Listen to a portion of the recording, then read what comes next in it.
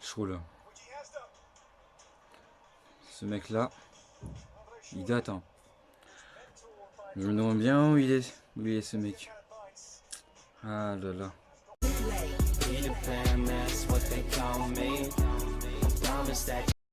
Yo les amis, c'est Anino.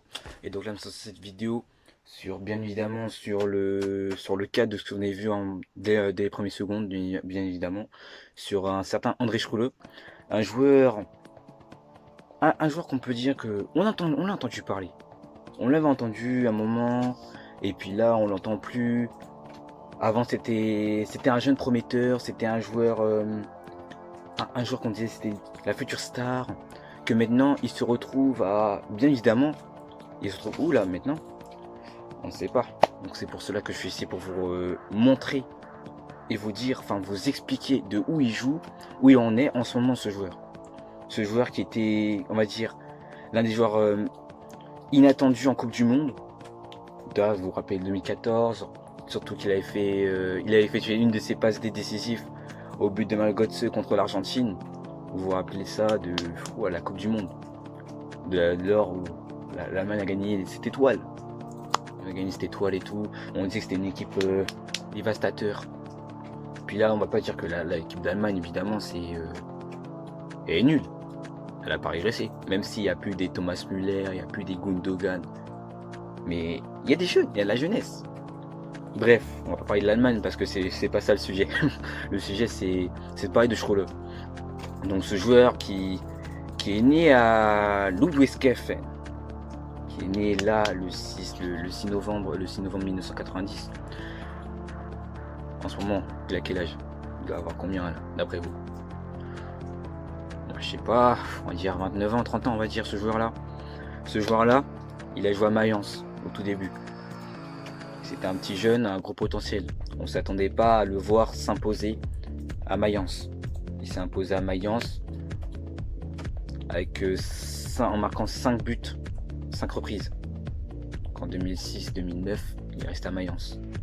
Puis à ce moment, en 2010, il a commencé à partir pour aller dans un club encore plus haut que Mayence. Donc bien évidemment le Bayer Leverkusen. Il est parti pour un club, donc ce cas-là, donc le Bayer Leverkusen. Pourquoi?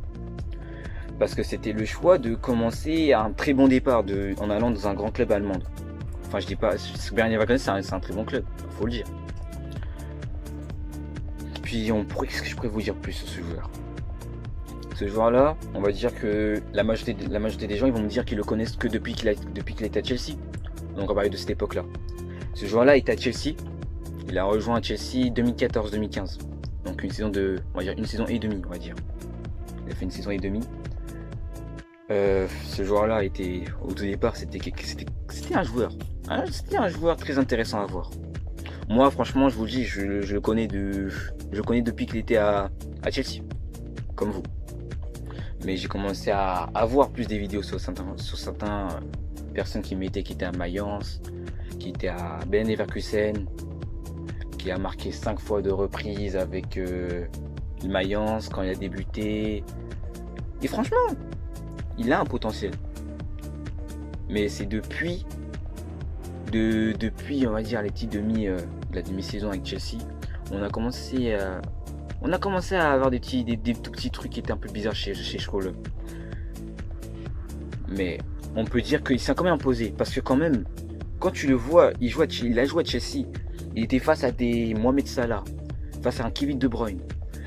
Il était face à une concurrence, une grosse concurrence. T'avais des Hazard, t'avais Torgan Hazard. Je crois qu'il y avait Torgan Hazard aussi. Quand tu vois un joueur, un petit jeune comme ça, face à des Salah et tout. Bon, Salah, on n'était pas très connu, faut le dire. De Bruyne aussi. On a vu De Bruyne après aller à Wolfsburg. Il a explosé à Wolfsburg. Et ben Schroller, c'est un peu la même chose. Il a fait une moitié saison qui était pas mal à Wolfsburg. Mais jusqu'à ce moment, on le voit prêter dans un club. On le voit prêter en Angleterre. On le voit revenir en Angleterre. On se dit que ce joueur-là va être quelque chose qui va sûrement sauver Fulham. Il n'a pas sauvé Fulham. Fulham relégué. Ce joueur-là qui était mis en prêt, bien évidemment, en prêt et tout. On s'est dit, il était où là? On s'est dit, est-ce qu'il est toujours à Fulham? Voilà, telle est la question. La question, et bien évidemment, c'est est-ce qu'il est toujours à Fulham ou pas? Eh ben voilà, la réponse est que non. Il n'est pas à Fulham, ce mec. Ce joueur, il n'est pas du tout à Fulham. Pourquoi il n'est pas à Fulham? Il a quitté et il est parti bien évidemment en. Il est parti en Russie. Ce joueur est parti en Russie, bien évidemment. Il est parti dans un club. Dans un club que on s'attendait pas. Franchement, je m'attendais pas. Il est parti en prêt. Et où? En prêt? D'après vous? Où? Spartak Moscou.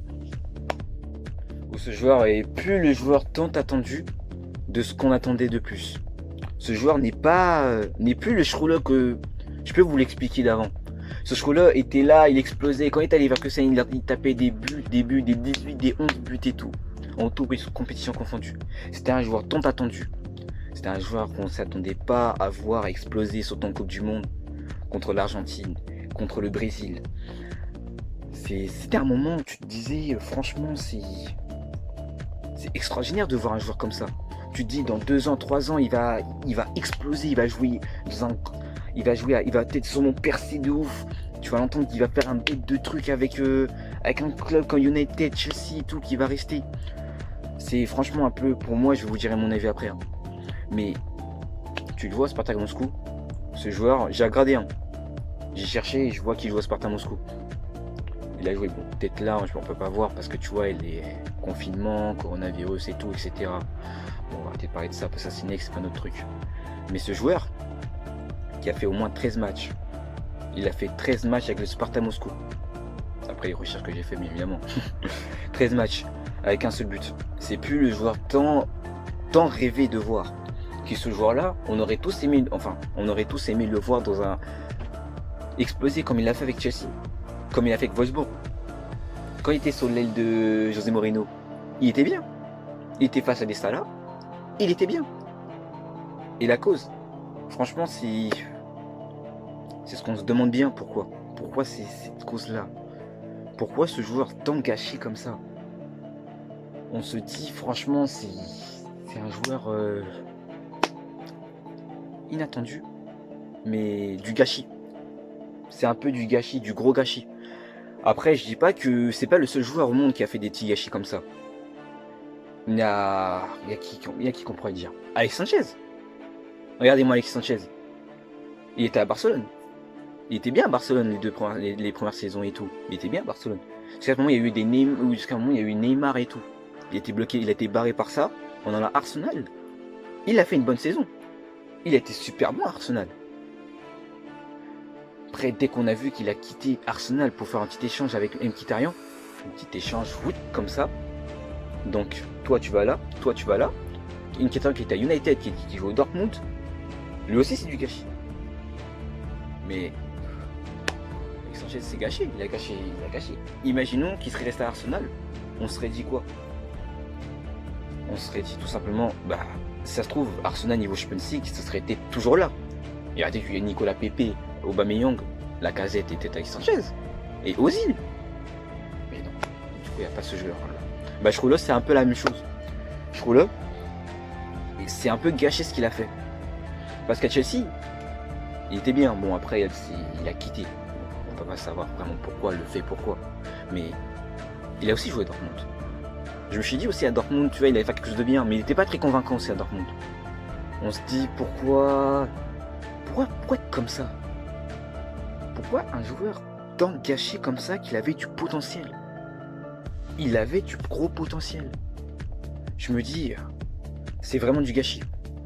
Et moi, j'étais pas la première personne à dire Schroeder, franchement, c'est vraiment quelqu'un et que je m'attendais à voir. Voilà, je suis pas le seul parmi vous tous qui va se m'en garder.